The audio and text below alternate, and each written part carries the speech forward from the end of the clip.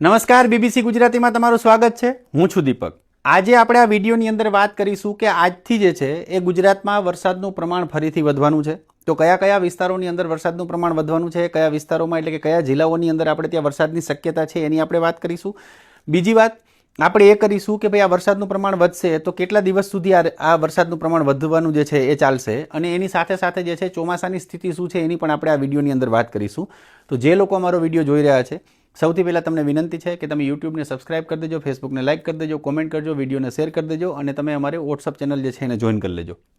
હવે અત્યારે તમે જુઓ, આપણે જે ગઈકાલે પણ વાત કરી હતી કે સૌથી વધારે વરસાદ અહીંયા છે, કારણ કે બંગાળની ખાડીની એક સિસ્ટમ અહીંયા ગઈ હતી અને પૂર્વોત્તરના રાજ્યોમાં જે છે પુષ્કળ વરસાદ પડી રહ્યો છે. કેટલાક વિસ્તારોમાં પૂરની સ્થિતિ છે, કેટલાક લોકો જે છે એમના મૃત્યુ થયા છે આ પૂર અને ત્યાં લેન્ડસ્લાઇડ થયું છે, એટલે ભૂસ્ખલન થયું હતું એના કારણે. અને બીજું કે ત્યાં કેટલી બધી નદીઓ જે છે એની અંદર અત્યારે પુષ્કળ પૂર જેવી સ્થિતિ છે. બીજું અહીંયા જે છે આ તરફના વિસ્તારોમાં જે છે હવે વરસાદનું પ્રમાણ જે છે ધીરે ધીરે ઘટતું જાય છે, પરંતુ ગુજરાતમાં આજથી જે છે આપણે થોડુંક વરસાદનું પ્રમાણ વધશે. હવે અહીંયા જે છે એ આ જે તમે જે સિસ્ટમની આપણે વાત કરતા હતા, એટલે અહીંયા ગાઢ વાદળો છે, એની સાથે સાથે જે છે અહીંયા ઉત્તર ભારત અને ઉત્તર ભારતના જે વિસ્તારો છે ત્યાં થોડા ઘણા વાદળો છે, અને ગુજરાત ઉપર આપણે ત્યાં વાદળો તમને કેટલાક વિસ્તારોમાં દેખાતા હશે, કેટલાક વિસ્તારોમાં નહીં દેખાય. દિવસ દરમિયાન વાદળો આવશે, વાદળો નહીં આવે, એ પ્રકારની સ્થિતિ જે છે આપણે ત્યાં થવાની શક્યતા દેખાઈ રહી છે.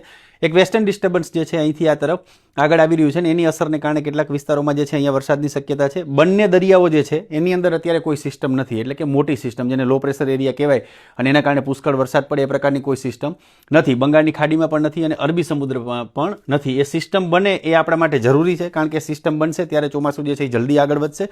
ત્યાં સુધી ચોમાસા ઉપર જે છે આગળ વધવા ઉપર કેટલાક તર્ક વિતર્ક થઈ રહ્યા છે. હવે આપણે વાત કરવાની છે કે ભાઈ વરસાદ જે છે એ કયા વિસ્તારોમાં થવાની શક્યતા દેખાઈ રહી છે.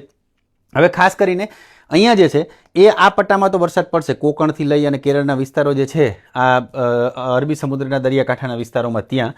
પરંતુ ગુજરાતમાં પણ આપણે ખાસ કરીને ગુજરાત રીજન જેને કહીએ છીએ એની અંદર વધારે વરસાદની શક્યતા આજે દેખાઈ રહી છે. એટલે આજે જે છે એ વરસાદનું પ્રમાણ ત્યાં વધશે.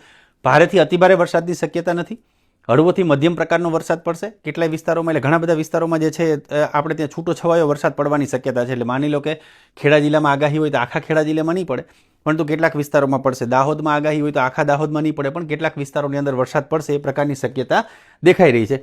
આજે પડશે, એના પછી આવતીકાલે જે છે આવતીકાલે પણ એ જ પ્રકારની સ્થિતિ રહેશે. સૌરાષ્ટ્રના દરિયાકાંઠાના જે વિસ્તારો છે એની અંદર વરસાદ પડવાની શક્યતા છે અહીંયા.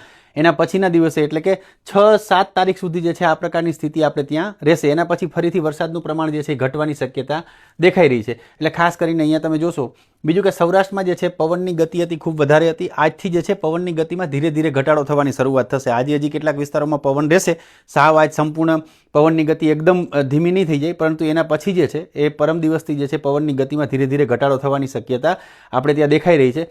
પરંતુ ખાસ કરીને આ તરફના જે વિસ્તારો છે, જે આપણે વાત કરી કે ભાઈ દેવભૂમિ દ્વારકા છે, કચ્છના વિસ્તારો છે, જામનગરના વિસ્તારો છે, પોરબંદરના વિસ્તારો છે, અને કેટલાક જે છે એ આ તરફ મોરબી અને એ તરફના જે વિસ્તારો છે એની અંદર પવનની ગતિ હજી 3 દિવસ સુધી રહેવાની શક્યતા છે. થોડું ઘણો પવનની ગતિ થોડી વધારે રહેશે, ખૂબ વધારે નહીં, થોડો ઘટાડો થશે, પણ છતાં પણ પવન જે છે એની ઝડપ થોડી રહેવાની શક્યતા આપણે ત્યાં દેખાઈ રહી છે. આપણે જિલ્લા વાઇઝ પણ વાત કરીશું કે કયા જિલ્લાઓમાં વરસાદની સ્થિતિ શું હશે.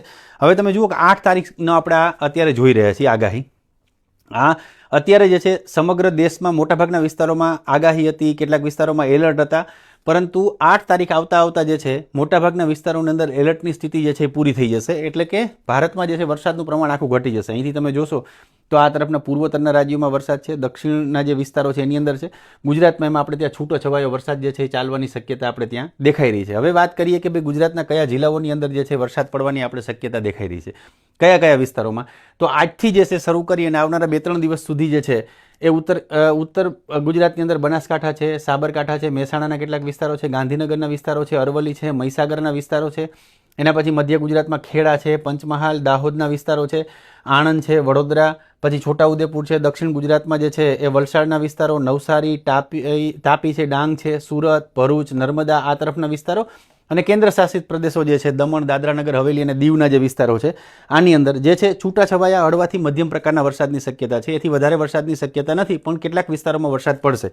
એની સાથે સાથે આપણે સૌરાષ્ટ્રની વાત કરીએ તો સૌરાષ્ટ્રમાં જે છે એ ખાસ કરીને પોરબંદરના વિસ્તારો, જૂનાગઢના વિસ્તારો, ગીર સોમનાથ, અમરેલી, ભાવનગર છે, બોટાદના વિસ્તારો છે, આ તરફ અમદાવાદ છે, અને કેટલીક જગ્યાએ દેવભૂમિ દ્વારકામાં કદાચ એકાદ બે જગ્યાએ કોઈ જગ્યાએ હવામાન પલટાય એ પ્રકારની શક્યતાઓ દેખાઈ રહી છે. રાજકોટના આ તરફના વિસ્તારો છે એની અંદર કદાચ ક્યાંય હવામાન પલટાય 2-3 દિવસમાં એવી શક્યતાઓ છે.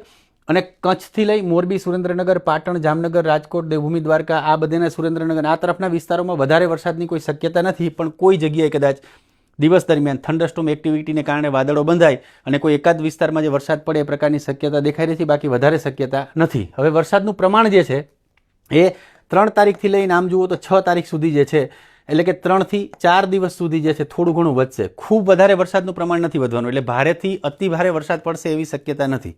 બરાબર, એટલે વરસાદનું પ્રમાણ વધશે પણ થોડું વધશે, બહુ વધારે વધવાની શક્યતા નથી. વિડીયો તમને કેવો લાગ્યો ચોક્કસ જણાવજો, કોમેન્ટ કરજો, વિડીયોને શેર કરી દેજો.